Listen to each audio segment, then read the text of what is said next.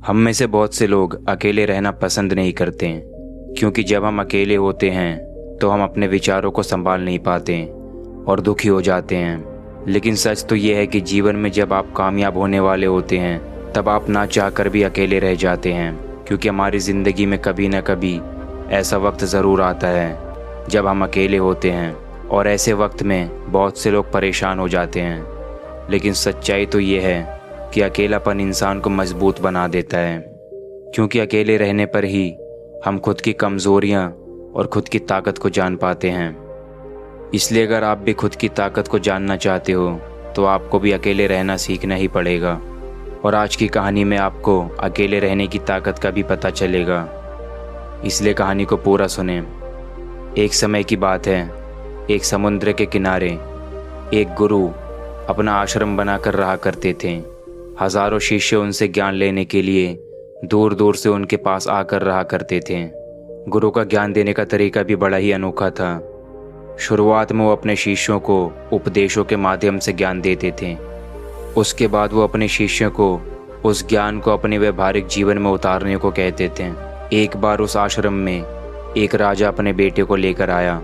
उस राजा ने अपने गुरु से प्रार्थना की और कहा, आप मेरे बेटे को अपने आश्रम में रख लें और अपने तरीके से इसे ज्ञान दें। उसे इस आश्रम में बिल्कुल ऐसा नहीं लगना चाहिए कि वो किसी राजा का बेटा है। उसे बिल्कुल साधारण शिष्यों की तरह ही ज्ञान देने की कृपा करें। गुरु ने मुस्कुराते हुए कहा, राजा, अगर किसी को ज्ञान चाहिए तो वो साधारण होकर ही लिया जाता है। अगर तुम अपने आप को दूसरों से बड़ा समझोगे तो ज्ञान ग्रहण नहीं कर पाओगे। अगर तुम्हें ज्ञान ग्रहण करना है तो तुम्हें दूसरों की तरह अपने आप को साधारण समझना होगा। यही ज्ञान ग्रहण करने की सबसे पहली सीढ़ी होती है। उसके बाद गुरु ने कहा कि तुम निश्चिंत रहो, आज से तुम्हारे बेटे की जिम्मेदारी मेरे हाथ में है। ये कहकर गुरु राजा के बेटे को अपने साथ लेकर समंदर के किनारे टहलने के लिए निकल गए। आश्रम के बाकी सभी बच्चे उस राजा को देख रहे थे। राजा अपने बेटे को अपने रथ पर बिठा कर लाया था, जिससे सभी बच्चे समझ गए थे कि ये लड़का राजा का बेटा है। इसी वजह से आश्रम के सभी बच्चे राजा के बेटे की तरफ आकर्षित हो गए थे। जब गुरु राजा के बेटे को लेकर समुद्र पर टहल रहे थे तो राजा का बेटा अचानक फूट फूट कर रोने लगा, क्योंकि अभी वो सिर्फ 12 वर्ष का था और 12 वर्ष की उम्र में उसके पिता उसे खुद से दूर छोड़कर चले गए थे। ये सदमा वो बच्चा सहन नहीं कर पा रहा था। वो समझ नहीं पा रहा था कि उसके पिता उसकी भलाई के लिए उसे गुरु के पास छोड़कर गए हैं। उसे रोते हुए देखकर गुरु ने कहा कि बेटा, मैं तुम्हें चुप नहीं करूँगा। हो सकता है कि आज मैं तुम्हारे आंसू पोंछ दूँ, लेकिन कल तुम फिर अपने आप को अकेला पाओगे। याद रखना, जीवन में इंसान अकेला आता है और अकेला ही जाता है। जितनी जल्दी जो इंसान इस बात को समझ लेता है वो उतनी ही जल्दी आत्मज्ञान के रास्ते पर निकल पड़ता है। गुरु ने अपनी बात आगे बढ़ाते हुए कहा कि जो इंसान अकेला रहना सीख लेता है वही खुद से प्यार कर पाता है, और जो खुद से प्यार करना जानता है वो किसी के भी जाने का अफसोस नहीं करता। धीरे धीरे तुम आश्रम के माहौल में ढल जाओगे। शुरुआत में तुम्हें समस्या आ सकती है, लेकिन कुछ दिनों के बाद तुम उसे आत्मसात कर लोगे। उसके बाद तुम्हें यही जगह बहुत अच्छी लगने लगेगी। ये जगह तुम्हें अपनी महल जैसी लगने लगेगी। संध्या हो चली थी। समुद्र के दूसरे छोर पर सूरज छिपने लगा था और सूरज अपनी लालिमा पूरे आसमान में बिखेर रहा था। बड़ा ही सुंदर दृश्य था और गुरु शिष्य को अपने साथ लेकर आश्रम में लौट आए। उस शिष्य को भी थोड़ी शांत पनाह मिली, क्योंकि गुरु की आंखों में एक अभूतपूर्व शांति झलक रही थी। और जब हम किसी एकांतवादी गुरु की आंखों में वो शांति देख लेते हैं तो हमारे दिल से भी सारा भार हट जाता है, मन एकदम से निर्मल हो जाता है। राजा का बेटा रात्रि का भोजन करने के लिए भोजन कक्ष में पहुंचा तो आसपास के सभी शिष्य उसके पास आने लगे। उन सभी को पता था कि ये राजा का बेटा है और अगर हम इससे दोस्ती कर लेते हैं तो उससे हमारा बहुत फ़ायदा होगा। यही सोचकर आश्रम के ज़्यादातर बच्चों ने उसे घेर लिया। बस कुछ बच्चे जो अकेले रहने का महत्व समझते थे, वो दिखावे में विश्वास नहीं करते थे। वो उस राजा के बेटे के पास जाने की बजाय अपना पूरा ध्यान खाने पर लगा रहे थे और एकांत में बैठकर अपना भोजन कर रहे थे। कुछ दिनों के बाद राजा के बेटे की आश्रम के ज़्यादातर बच्चों के साथ दोस्ती हो गई। अब वो आश्रम में उन बच्चों के साथ घूमता, उन्हीं के साथ अपना ज़्यादातर समय बिताता। आखिरकार राजा का बेटा था, सुख सुविधाओं में पला था। आसपास बहुत से दास दासियाँ होती थी और वही दिनचर्या उसने इस आश्रम में भी अपना ली थी। ऐसा नहीं था कि गुरु को ये सब पता नहीं था, लेकिन गुरु उसे अलग तरीके से ज्ञान देना चाहते थे, क्योंकि बच्चों को ज्ञान उपदेश के माध्यम से नहीं दिया जा सकता था। बच्चों को ज्ञान साक्षात्कार कराना पड़ता है, उसके बाद उन्हें वो समझ आती है जो आप उन्हें समझाना चाहते हैं। गुरु को ये बात पता थी कि अगर मैं इसे बोलकर बताऊंगा तो ये कभी नहीं समझ पाएगा। मुझे इसे दिखाना पड़ेगा, इसे एहसास कराना पड़ेगा कि अकेले रहने से ही तुम अपनी शक्तियों को जान पाओगे। ये सीख देने के लिए गुरु एक दिन शिष्य को अपने साथ एक पहाड़ी की चोटी पर ले गए। पहाड़ी पर पहुंचकर गुरु ने अपने शिष्य से कहा कि अब तुम्हारा ज्ञान पूरा हो चुका है, बस एक आखिरी रात तुम्हें यहाँ पर बितानी होगी। उसके बाद अगले दिन शाम को मैं तुम्हें तुम्हारे राजमहल में पहुँचा दूँगा।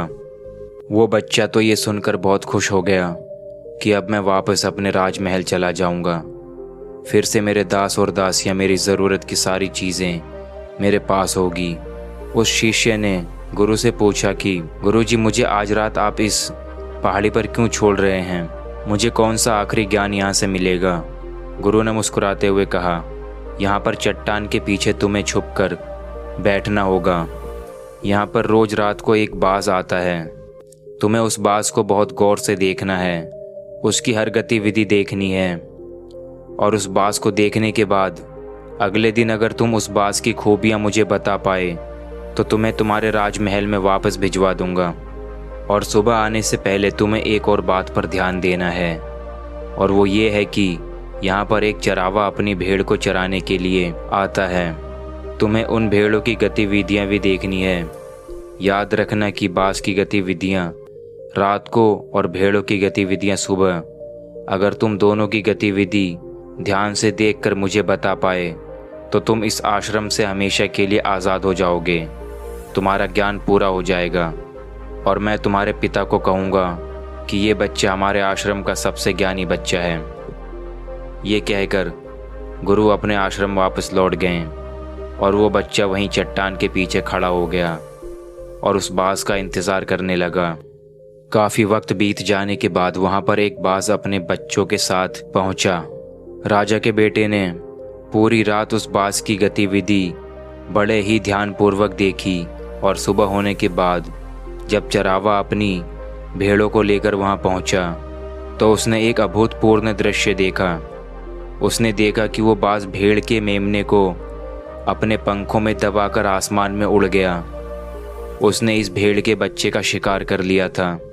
सारा दृश्य देखकर वो बच्चा आश्रम वापस अपने गुरु के पास पहुंचा।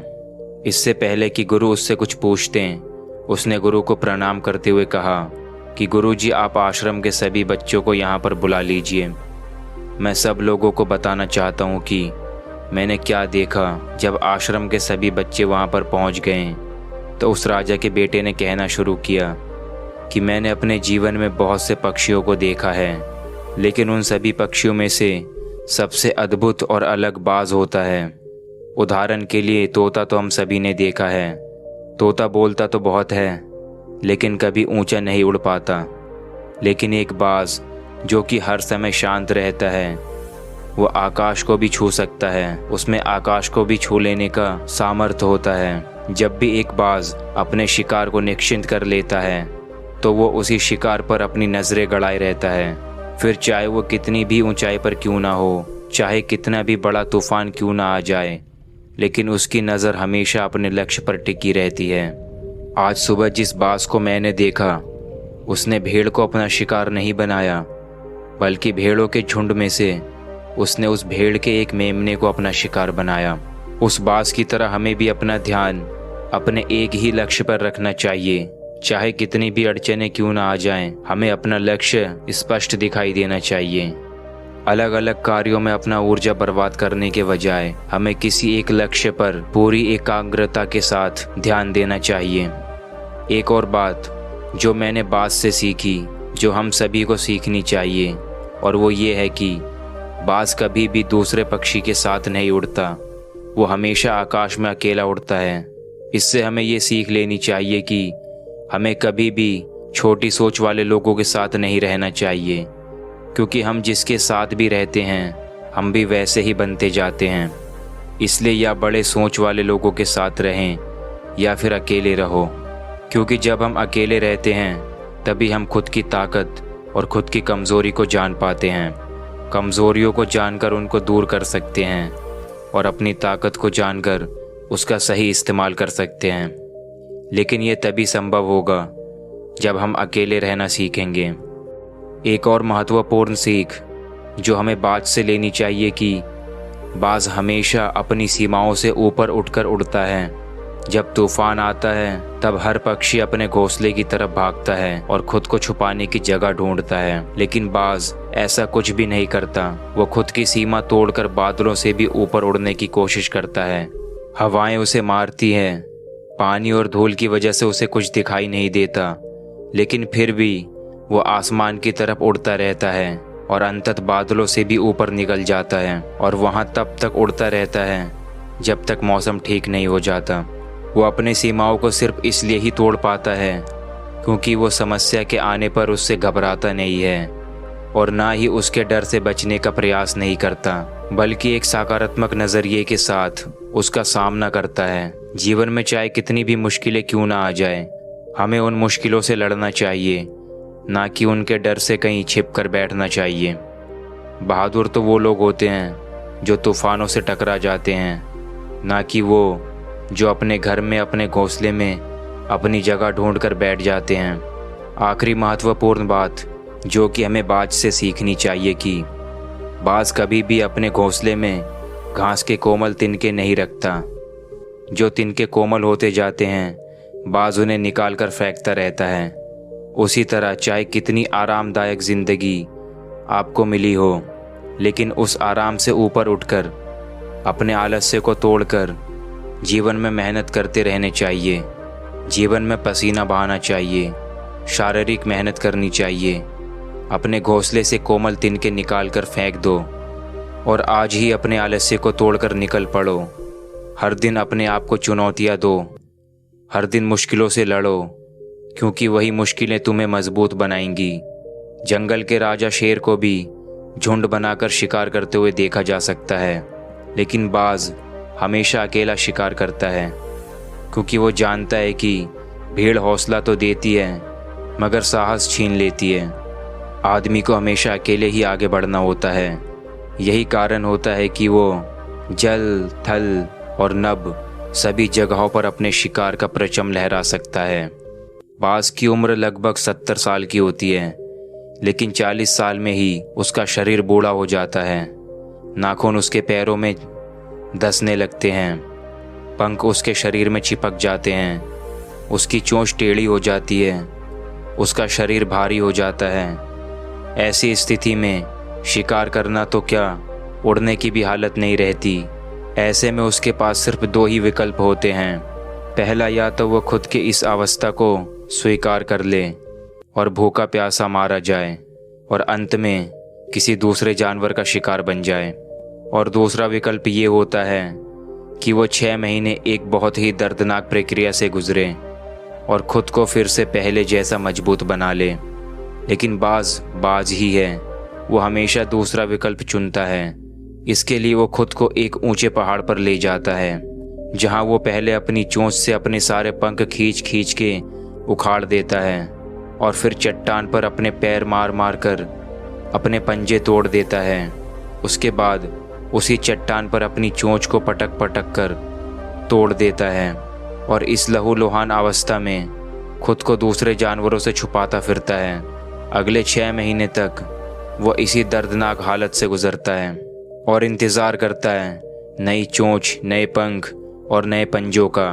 उसके बाद वो अपनी नई ज़िंदगी फिर से शुरू करता है और फिर निकल पड़ता अपने शिकार पर। और अगले 30 सालों तक राज करता है।